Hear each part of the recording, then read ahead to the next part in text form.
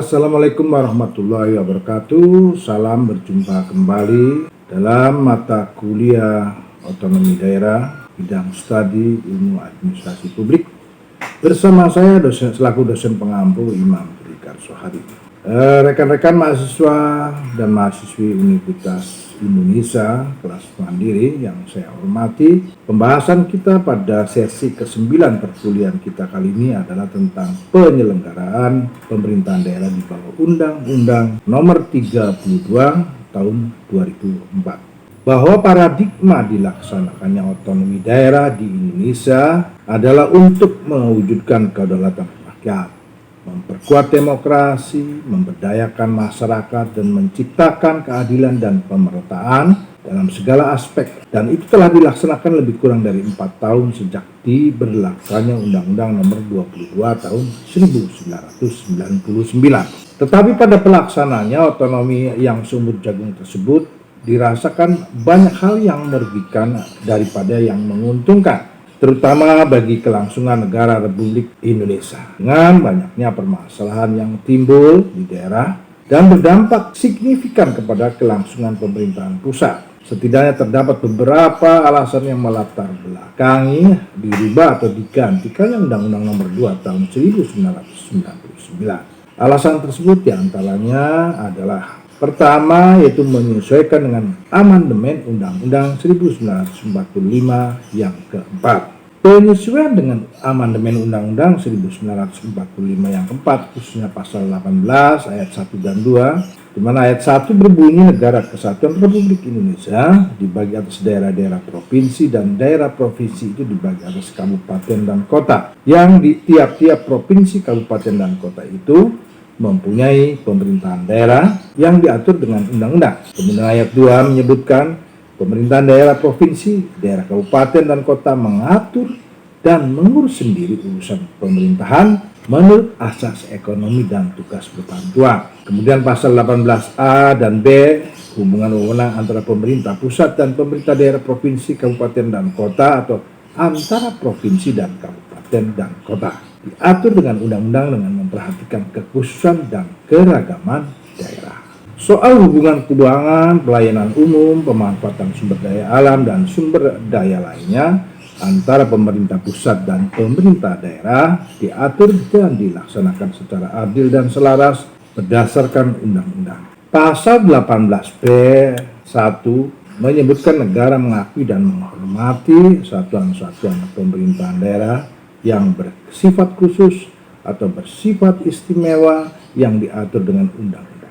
Kemudian ayat 2 menyebutkan negara mengakui dan menghormati kesatuan-kesatuan masyarakat hukum adat beserta hak-hak tradisionalnya sepanjang masih hidup dan sesuai dengan perkembangan masyarakat dan prinsip negara kesatuan Republik Indonesia yang diatur dengan undang-undang. Substansi dari pasal 18 Undang-Undang 1945 tersebut adalah pembagian daerah, penekanan asas otonomi dan tugas perbantuan, kemudian hubungan keuangan pusat dan daerah, dan eksistensi pemerintah lokal. Pembagian wilayah Indonesia ke dalam susunan yang berjenjang, yaitu provinsi, kabupaten, dan kota. Dengan pembagian wilayah tersebut, memperbaiki pola pembagian wilayah dengan Undang-Undang Nomor 22 Tahun 1999 yang lebih menekankan otonomi pada daerah, kabupaten, dan kota. Melalui Undang-Undang Nomor 32 Tahun 2004, titik berat otonomi tetap pada wilayah kabupaten dan kota di bawah koordinasi langsung dari gubernur, sehingga memperkuat fungsi dan kewenangan gubernur sebagai wakil pemerintah pusat di daerah. Perencanaan, pelaksanaan, dan pelaporan APBD kabupaten dan kota harus melalui gubernur.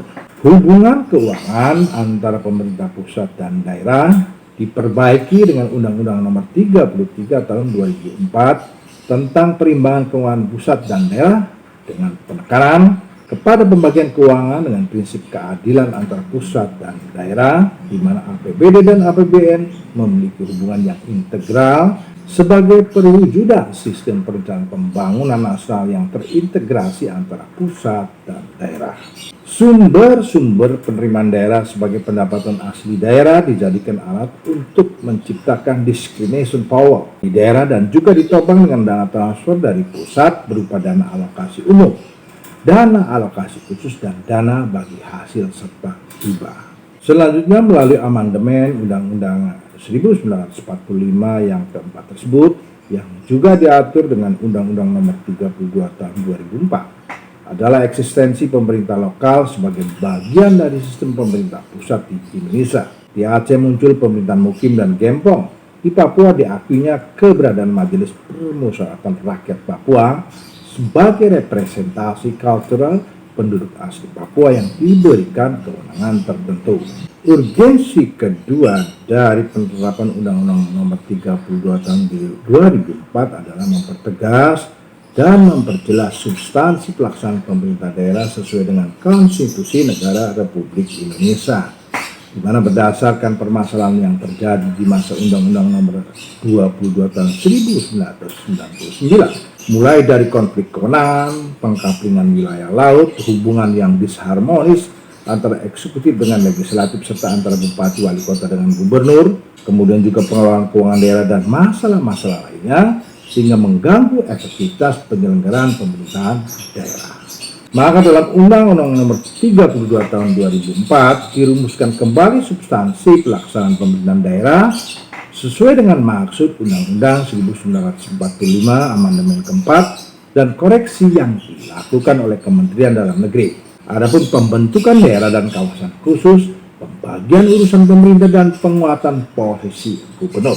Hal tersebut diatur dalam pasal 9 Undang-Undang Nomor 32 Tahun 2004 tentang kawasan khusus, pasal 24 dan pasal 10-17 tentang pembagian urusan pemerintah. Kemudian ada pasal 37 dan 38 tentang penguatan posisi gubernur di daerah, sehingga tugas gubernur adalah sebagai wakil pemerintah pusat di daerah yang bertanggung jawab kepada presiden dan memiliki tugas dan wewenang pembinaan dan pengawasan penyelenggaraan pemerintahan kabupaten kota.